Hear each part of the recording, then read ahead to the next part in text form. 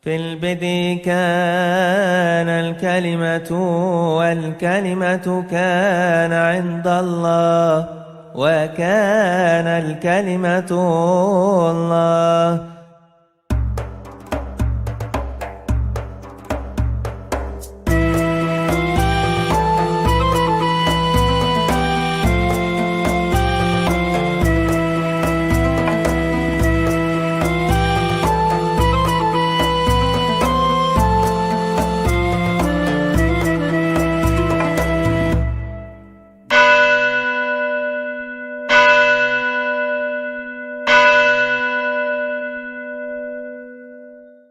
Kita memberitakan Yesus yang disalib, salib yang diberitakan.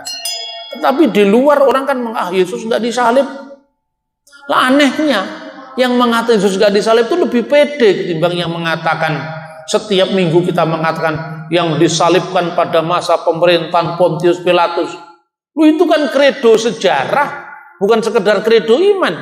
Jelas yang nyalib siapa di zaman siapa. Masa begitu kurang pede? Hanya dikalahkan oleh tafsir sebuah kitab suci yang muncul ratusan tahun setelah peristiwa.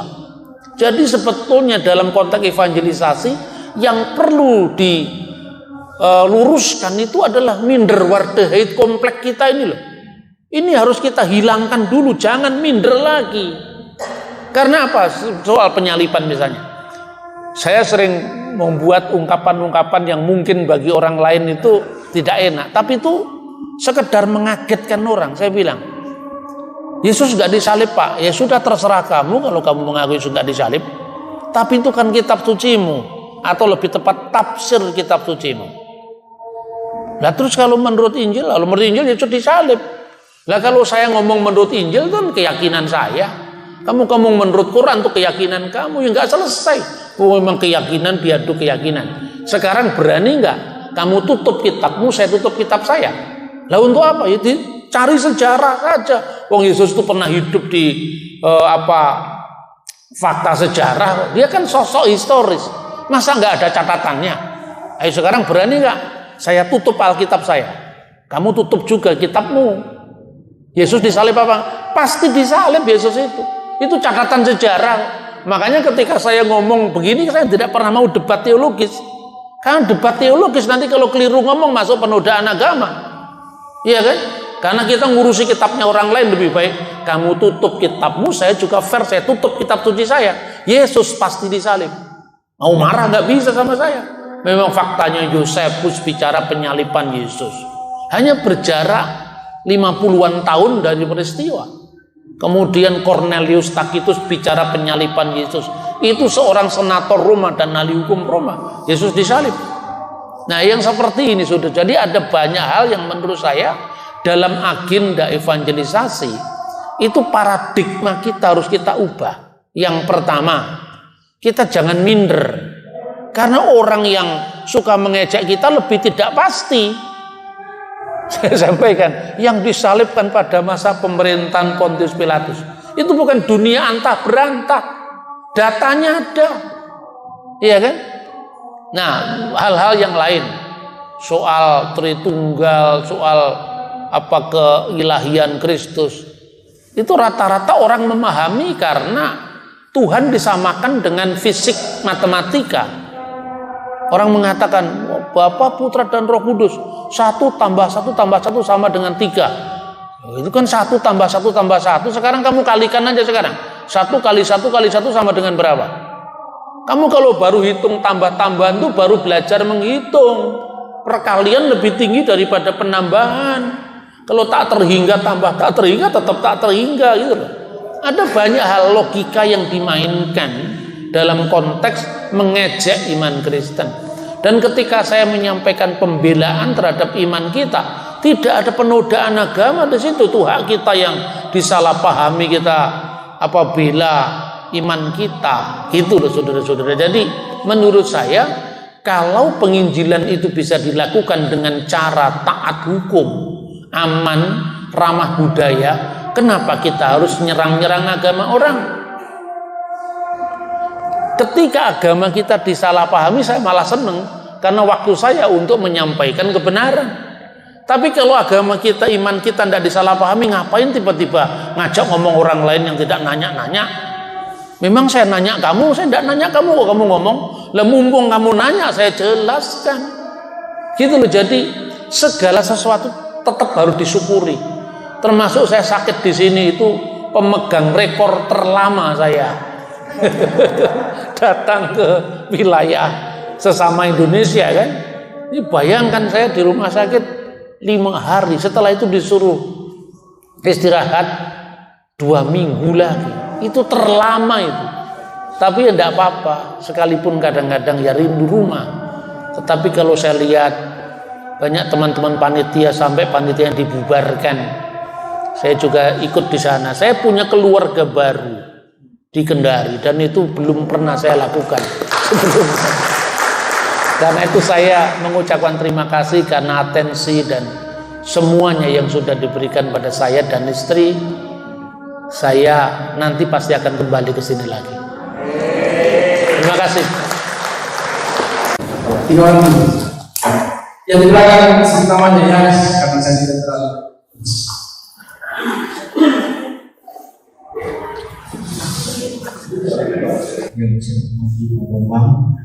Yang cukup saya kagumi sekali. Nama David Silupa. Ya, Jumat Raya Bapak. Sedikit ada pertanyaan dari saya kepada Bapak tentang adanya perbedaan isi Alkitab Protestan dan Katolik dan Ortodoks. Pertanyaannya, apakah memang betul ada perbedaan? Kalau memang ada, bisa dijelaskan dan apa penyebabnya yang membuat sampai terjadi perbedaan? Saya rasa demikian. Terima kasih. Selamat pagi Pak dan kita semua. Syukur pada Tuhan bahwa sudah kembali segar fit. Ingin saya sampaikan yang pertama, saya sangat sepakat Pak bahwa kita ini Indonesia orang Kristen sebagian mengidap yang namanya minority complex. Karena kita merasa kecil dan gaya bicaranya pun kecil-kecil saja. Dari segi jumlah memang ini secara politis sangat merecoki pikiran kita. Sangat merecoki pikiran kita, minority complex. Dan kadang-kadang diromantisasi lah bahwa ketidakberhasilan di dalam karir-karir itu karena kita ini orang Kristen selalu minoritas dan tidak diperhitungkan. Nah, tapi yang kedua juga minority complex ini juga tidak bisa dilepaskan dari sejarah kolonialisme juga. Yang ini kolonialisme justru seakan-akan mau mengangkat kita orang Kristen menjadi super power, punya superioritas. Jadi kita mengidap pada satu sisi minority kompleks, tapi pada sisi lain juga superiority kompleks. Nah, padahal sebetulnya di dalam keyakinan kita tidak ada tempat kita untuk minder sebenarnya, tapi juga tidak ada tempat untuk kita merasa lebih di atas daripada agama-agama yang lain. Nah, bagaimana kita menemukan itu? Saya kira tadi Bapak sudah mengatakan bahwa ada hal yang sangat menarik bahwa Allah yang Esa itu juga adalah Allah yang Tritunggal, itu dalam konteks multikultural. Dan ini selalu yang menjadi pertanyaan sederhana tapi bikin puyeng juga. Kenapa Tuhan yang orang Kristen ada 3? Ini tinggal sebetulnya bagaimana menjawab secara formulasi bahasa yang pas dan mungkin lebih jelas lagi kalau dari segi historisitas. Jadi kalau ada tadi kepelbagaian suku bangsa, bagaimana ini entitas Bapa, Anak, dan Roh Kudus itu tidak dihitung sebagai satu. Saya kira di situ yang logika tambah itu. Padahal ini Bapa kan bukan kuantitas, itu kualitas. Nah, barangkali di situ kekeliruan kita berpikir Bapa 1, 2 Anak, 3 Roh Kudus, ya otomatis akan disalahpahami oleh tetangga kita di sebelah karena secara kuantitas sudah berjumlah 3. Terima kasih. Baik. Dia dulu pertanyaannya. Dua bagian. Pak Pendeta Sudata. Ketua Diaken dan Jemaat yang hadir, selamat pagi. Ya, saya langsung saja Pak. Saya tertarik dengan kalimat Bapak tadi bahwa untuk melakukan pekabaran Injil kita mesti mengubah paradigma. Ada yang mengatakan gereja yang tidak memberitakan Injil bukan gereja. Itu berarti gereja membutuhkan pemahaman yang baru terhadap pekabaran Injil.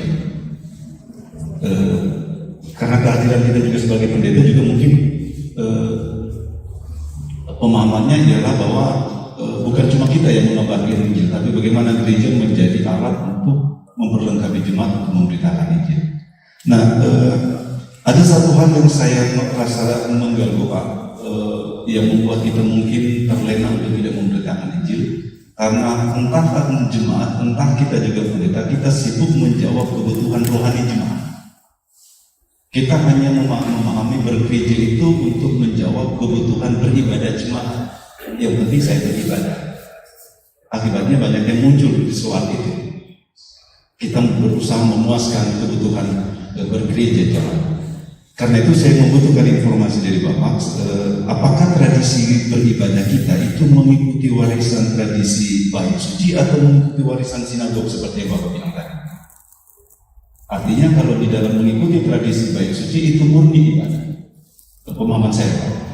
Tapi kalau kita mengikuti tradisi sinagog itu berarti di sana ada pengajaran, ada dan yang selanjutnya yang terakhir, apa yang tadi Bapak sampaikan itu mengingatkan saya pada 1 Timotius 4 bahwa memberitakan Injil itu juga bukan hanya itu juga menyangkut keteladanan. Paulus bilang sama Timotius, jadilah teladan, bukan cuma mengajar, bukan cuma melatih, tetapi juga saya kira seperti itu. Terima kasih selamat siang.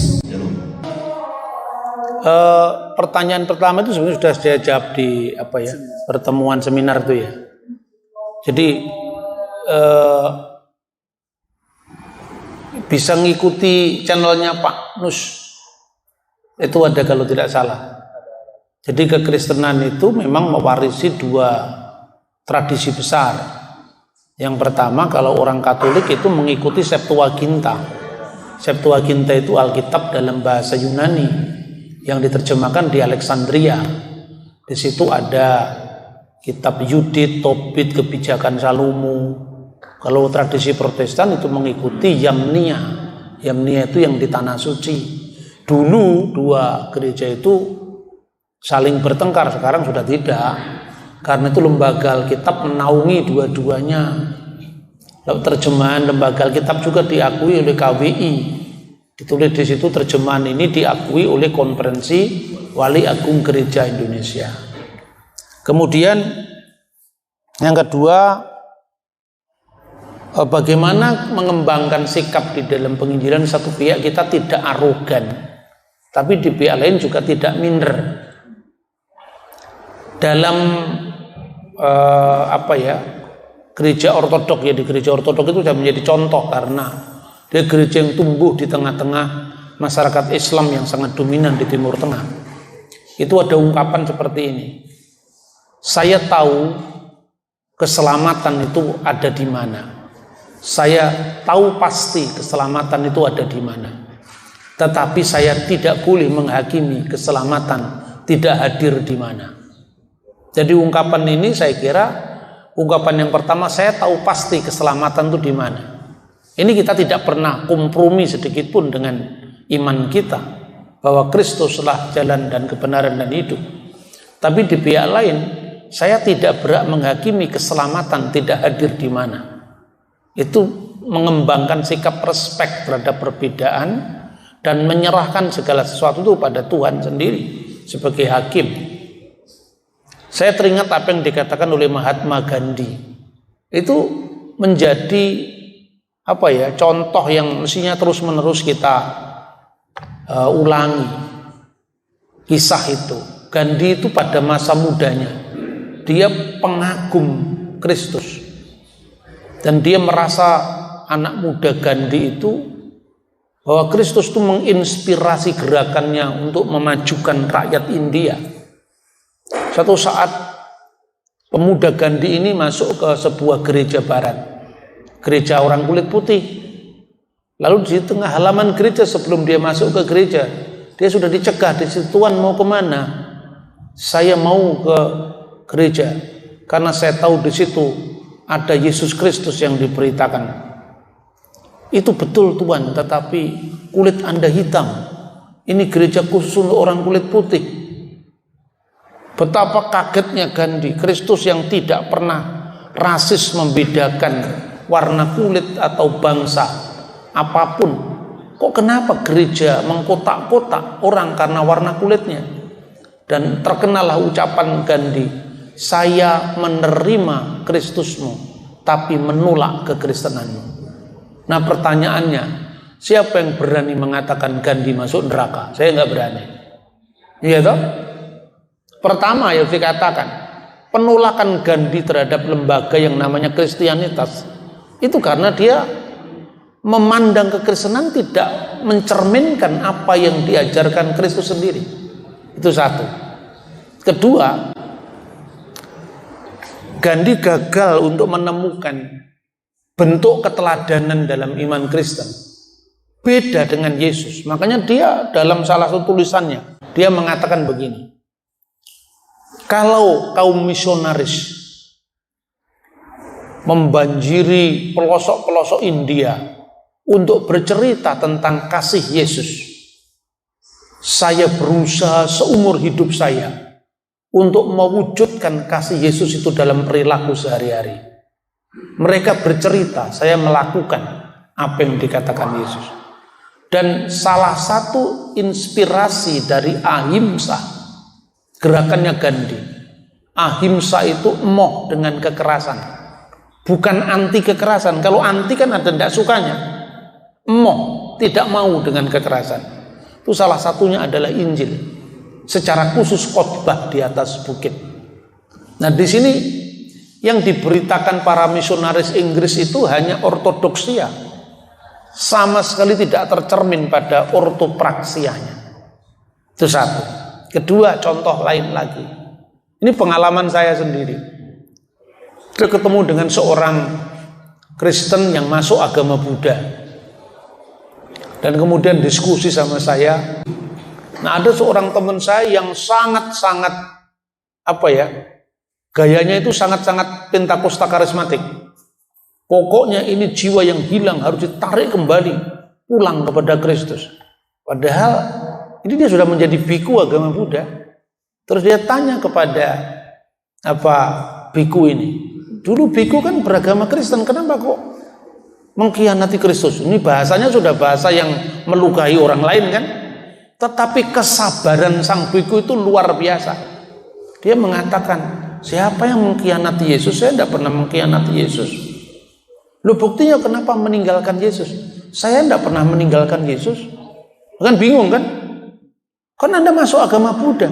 Tidak ada agama Buddha saya yang bertentangan dengan ajaran Yesus. Tapi kenapa kok kamu tidak ke gereja? Dia kasih jawaban itu santai, tapi itu sebetulnya pukulan telak itu bagi orang Kristen. Gini ya, saya ceritakan. Saya pertama tidak pernah meninggalkan ajaran Yesus. Semua yang Yesus anjurkan di dalam Injil selalu saya laksanakan. Terus kenapa kok kamu tidak ke gereja? Karena di gereja tidak ada latihannya. Kalau di Buddha ada latihannya. Coba latihan apa yang dimaksud? Ya coba kamu disuruh kalau kamu ditampar pipi kiri, beri pipi kaki kanan. Kamu pernah dilatih di gereja untuk supaya kamu punya seperti yang dikatakan Yesus? Dilatih bagaimana? Di Buddha ada latihannya. Sampai makanan kita pun diatur supaya tensi kita tidak terlalu naik. Nah di Kristen nggak ada latihannya coba. Yang begini ini gimana? Itu juga pertama kali saya dengar. Kaget-kaget juga, malu saya. Yang dia butuhkan keteladanan. Di gereja tidak ada latihannya. Di Buddha ada latihannya. Soal kamu mengatakan saya mengkhianati Yesus, saya sendiri tidak merasa mengkhianati Yesus. Saya tetap percaya Yesus. Yang begini-begini ini kasus khusus karena kegagalan kita. Soal keteladanan tadi kita tidak punya itu. Nah, ini tidak berarti saya mengkompromikan iman Kristen dengan Buddhis, sama sekali tidak. Tapi kasus ini merupakan mencelikkan mata kita bahwa kita hanya jangan bercerita tentang kasih Yesus. Mari kita menjadi pelaku-pelaku dari ajaran kasih itu. Yang kedua, ada komunitas yang saling menguatkan.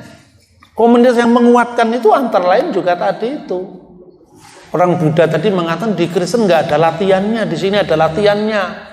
Tapi dia merasa bahwa tidak perlu dipertentangkan antara ajaran Buddha dengan Kristus.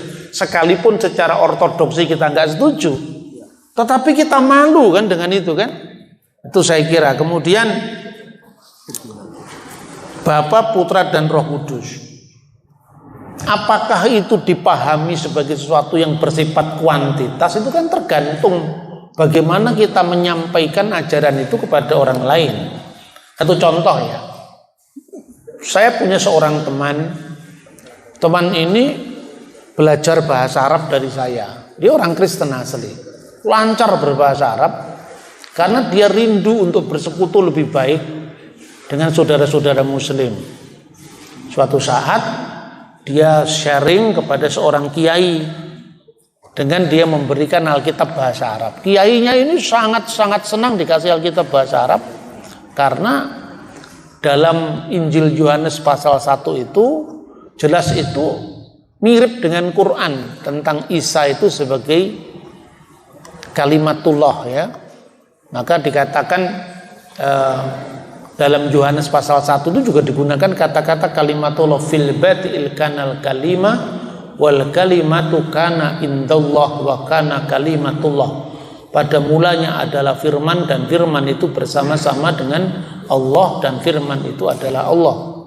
Hadza kana fil bati indallah. Dia sejak semula bersama-sama dengan Allah. Itu menarik bagi Pak Yai tadi.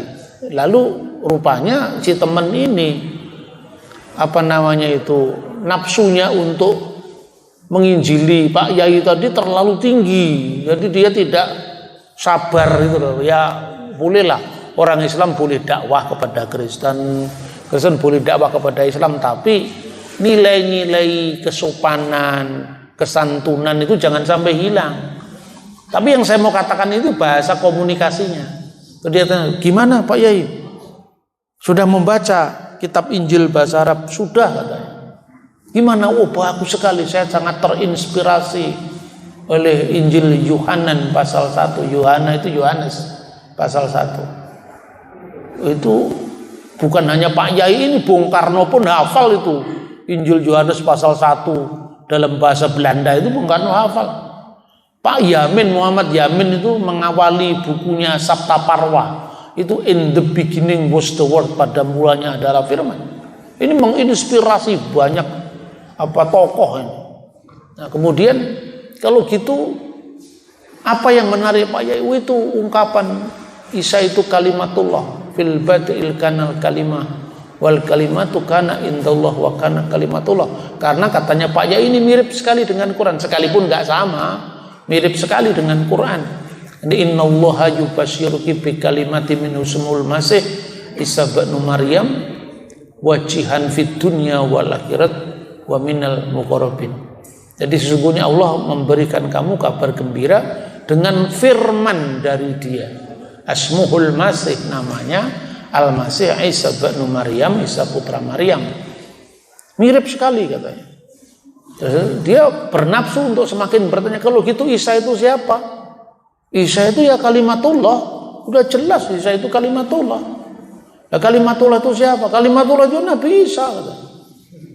Maksudnya dia firman itu bersama Allah, firman itu adalah Allah. Lalu si teman itu mengatakan, Pak Yai, teksnya itu berbunyi, firman itu adalah Allah. Jadi menurut sampean firman itu Yesus, Yesus itu Allah. Pecah kepala saya kalau Yesus itu Allah. Nggak mungkin itu katanya gitu. Artinya ini bahasa komunikasi yang macet. Mestinya tidak seperti itu. Saudara Muslim itu kalau mendengar kata Allah itu yang dibayangkan adalah transendensi Allah. Itu mirip dengan kata Bapa surgawi untuk kita itu. Kata Allah itu di Islam mirip dengan kata Bapa kami yang di surga. Jadi Bapa yang di surga tidak pernah menjadi manusia. Yang menjadi manusia itu firmannya sang Bapa. Coba kalau bahasanya dia, firman Allah yang menjadi manusia. Itu lebih bisa diterima ketimbang Allah jadi manusia. Ini akibat karena bahasa. Bahasa Inggris kita ini kalau ngomong God itu kan lebih longgar daripada kata Allah. Orang bapak asuh aja namanya Godfather, ya kan? Bahasa Arab kan nggak bisa God digambarkan dengan manusia biasa. Sekalipun kata Allah dengan kata God itu paralel, tapi nggak sepenuhnya sama. Sama dengan Elohim dan Allah. Kata Elohim dalam bahasa Ibrani itu bisa untuk hakim-hakim, bisa untuk malaikat. Tetapi kalau untuk kata Allah dalam bahasa Arab tidak bisa untuk malaikat. Ini contoh bahwa sekalipun bahasa itu punya paralel, kadang-kadang ada yang nggak bisa disamakan. Lalu saya sampaikan, kenapa kalau firman itu adalah Allah? Merujuk kepada praeksistensi Yesus sebelum dia turun ke dunia. Yaitu firman Allah. Firman Allah itu Allah. Itu tidak merujuk kepada fisiknya Yesus. Tapi kalau Yesus itu firman, dan firman bukan dalam kodrat kemanusiaannya, tapi dalam kodrat ilahinya firman itu adalah Allah, itu bisa masuk akal. Atau contoh misalnya, pikiran saya adalah bagian dari saya. Ketika pikiran saya tulis jadi buku. Buku itu bisa nggak dianggap sebagai penjelmaan pikiran saya? Bisa. Tapi kan kertasnya bukan saya. Anda bisa mengatakan buku ini Bambang Nursena, tidak. Yang terkandung di dalamnya adalah pikirannya Pak Bambang dan pikirannya Pak Bambang. Itu ya Pak Bambang sendiri. Ya toh? Roh saya ya itu adalah bagian dari diri saya. Sekalipun bisa dibedakan, tidak bisa dipisahkan. Roh Kudus itu sumber hidup yang ada dalam diri Allah. Firman Allah itu adalah bagaimana Allah itu memiliki pribadi atau hipostasis yang olehnya Allah menciptakan segala sesuatu. Seperti pikiran manusia dan roh manusia yang ada dalam diri manusia, begitu juga pikiran Allah, firman-Nya dan rohnya itu satu dengan Allah itu sendiri. Nah, ketika kita mengatakan firman yang menjadi manusia, tidak sulit seperti pikiran saya ditulis jadi buku. Tapi bukan berarti saya jadi buku. Gitu loh. Ini hal-hal yang mungkin harus sensitif kita bedakan dalam konteks berdialog dengan Islam. Maka saya di beberapa forum-forum Islam ketika ditanya, "Loh kok firman jadi manusia, Pak?" Untuk lebih memudahkan pemahaman, silakan Anda bandingkan firman menjadi kitab suci Al-Quran. Anda bisa paham nggak? Lah kalau firman saja Anda bisa paham menjadi Quran yang adalah benda mati, apa sulitnya ketika firman menjadi manusia? Lalu teman muslim ini kebetulan orang-orang tasawuf. Lalu paham berarti Yesus itu mirip dengan insan kamil dalam Islam. Mirip tapi tidak sepenuhnya sama. Tapi itu sudah cukup menjembatani. Contoh-contoh seperti itu. Kedua, kalau saya bicara dengan mahasiswa dan dia mempersoalkan bolak-balik ngomong 1 tambah 1 tambah 1. Kamu ini primitif sekali. Belajar filsafat nggak lulus kamu. Belajar Aristoteles dulu. Aristoteles itu mengatakan apa? Tingkat pengetahuan manusia itu step by step. Coba kebenaran yang pertama ilmu pengetahuan itu apa? Fisik, kata Aristoteles. Fisik itu begini. Ini bundar. Semua mata melihat ini bundar kan? Karena ada bendanya, fisik. Ini persegi panjang, semua orang melihat bendanya, ini persegi panjang. Kebenaran kedua itu matesis. Matesis itu artinya apa? Artinya menghitung, kalkulasi. Kalau di tingkat kalkulasi sudah tidak ada bendanya lagi. 5 kali 5 sama dengan 25. Mana 25? Anda tulis angka 25, ini kan simbolnya 25. Ini 25 liter, per 25 kilo, per 25 apa? Jadi tanpa lihat bendanya orang sudah bisa menghitung 5 kali 5 sama dengan 25. Itu kalkulatif, matesis. Di atas matesis ada namanya metafisik, di balik yang fisik. Dan di balik yang fisik itu saya sering kasih contoh di YouTube saya itu. Sesungguhnya Allah beserta orang yang sabar. Berapa jumlah orang yang sabar di kota Kendari? Ada 10.000 orang yang sabar. Berarti Allah jumlahnya berapa? Jumlahnya 1. 10.000 orang yang sabar beserta dengan Allah yang satu. Satu-satu disertai. Allah yang satu beserta dengan 10.000 orang yang sabar di 10.000 tempat yang berbeda pada waktu yang sama. Apa Allah jadi 10.000? Tidaklah, kenapa? Bicara tentang Tritunggal itu metafisika, bukan bicara fisik. Maka kamu saya coret kalau kuliah ikut saya kamu. Karena kamu tidak bisa membedakan itu tingkat dasar pemikiran Aristoteles. Kamu nggak paham. Apalagi kamu ngomong Tritunggal, apa pangkatmu kamu? Ngomong Aristoteles nggak lulus, apalagi kamu ngomong tentang Alkitab. Gitu loh. Saya sampaikan begitu, kadang-kadang ini bahasanya dosen kan. Bahasanya dosen itu supaya mahasiswanya mau belajar. Yang pertanyaan primitif sekali kamu. Gak bisa membedakan satu batu apa sama satu Tuhan. Tuhan itu metafisik, gak terikat ruang dan waktu. Gak sama dengan batu. Misalnya kamu suka makan apa itu? Pisang goreng. Yang apa sambal roa itu di Manado itu. Pisang goreng. Kamu hebat bikin pisang goreng. Kamu ahli pisangologi. Ahli bikin pisang. Nah sekarang kalau pisang goreng, 3 pisang goreng diambil 1 pisang goreng, tinggal berapa? Tinggal 2. Nah itu fisik, matesis itu. Tapi kalau saya mengatakan, kamu ahli bikin pisang goreng, keahlianmu bikin pisang goreng diajarkan pada 100 ibu-ibu di gereja, kaum ibu di gereja. Semua orang yang tidak pintar bikin pisang goreng, sang pisang itu miliknya anaknya Pak Jokowi itu. Semua ahli bikin sang pisang. Apa ilmumu berkurang 100.000 yang sudah pintar semua? Tidaklah, kenapa? Karena ilmu itu bukan benda. Tidak bisa dibayangkan seperti ruang dan waktu. Nah ini mesti lulus dulu kamu. Mikir tentang bedanya fisik dan metafisik ini gitu loh. Ya saya kira itu. Dan gereja pun ketika berbicara tentang Tritunggal, itu sama sekali tidak bicara tentang fisik. Makanya una substantia tres persona. 1 substansi dalam 3 persona. Hubungannya apa? Diskresi non separati, distingsi non divisi. Antara ketiganya itu bisa dibedakan, tidak bisa dipisahkan. Masing-masing punya kekhasan secara tak terbagi. Ngerti nggak? Sulit Pak ngerti. Saya kasih waktu 1 jam. Nanti baru setelah diskusi lagi. Punya kekhasan secara tak terbagi, berbeda, tak terpisah. Ngerti gak? Akhirnya ngerti. Ya itulah Tritunggal. Kamu bayangkan 1 tambah 1 sama dengan 3. Memang Tuhan itu sama dengan hitungan 1, 2, 3. Pak Gendut naik kuda. Tidak sama dengan itu. Gitu loh. Itu memang harus clear. Dalam persoalan ini mesti clear. Kalau tidak, kalau Yesus itu adalah satu dengan Allah, kemudian waktu dibaptis Yesus di sungai Yordan, Roh Kudus dalam bentuk burung merpati, suara Allah di surga. Kalau firman sudah jadi manusia, siapa yang bersuara? Dulu kok rendah sekali pikiranmu? Tuhan kamu samakan dengan benda? Ini pikiran-pikiran semacam ini sering dilakukan para polemikus yang anti Kristen itu.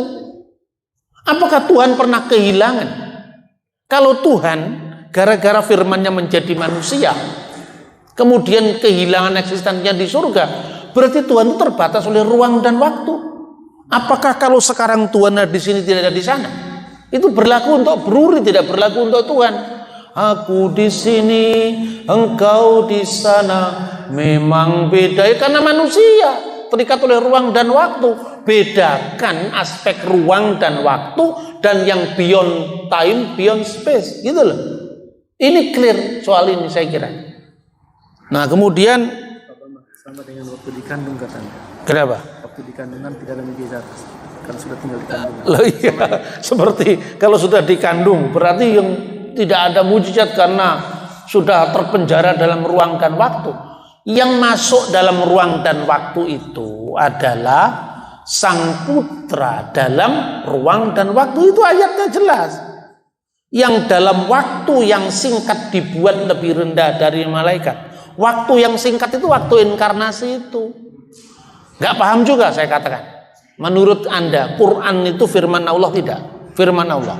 Nah sekarang firman Allah itu kekal apa tidak? Kekal. Karena tidak ada waktu di mana firman pernah tidak ada. Firman selalu ada. Kalau Tuhan pernah kosong dengan firman-Nya, berarti dia Tuhan tidak maha kuasa. Coba saya katakan, Tuhan dengan firman Tuhan lebih dulu mana? Lebih dulu Tuhan Pak. Oh, ini versi Saksi Yehova. Kalau Allah sudah ada, firman-Nya pernah tidak ada, berarti pernah ada waktu Allah tanpa firman. Berarti Allah pernah tidak maha kuasa. Karena belum punya firman, berarti belum bisa mencipta. Bingung dia. Kalau kamu mau jawab lebih dulu firmannya siapa? Lah firmannya Allah lebih dulu mana dengan Allah? Sama-sama kekal, itulah Tritunggal. Jadi kita mesti bicara ini metafisik, saya bilang begitu. Ya toh? Nah, yang Yesus Roh Kudus dalam bentuk burung merpati itu kan teofaninya. Teofani itu penampakan Roh Kudus. Bukan berarti burung merpati itu Roh Kudus. Kalau burung merpati Roh Kudus itu bahaya, bisa ada Roh Kudus goreng. Itu teofani, penampakan ilahi gitu loh.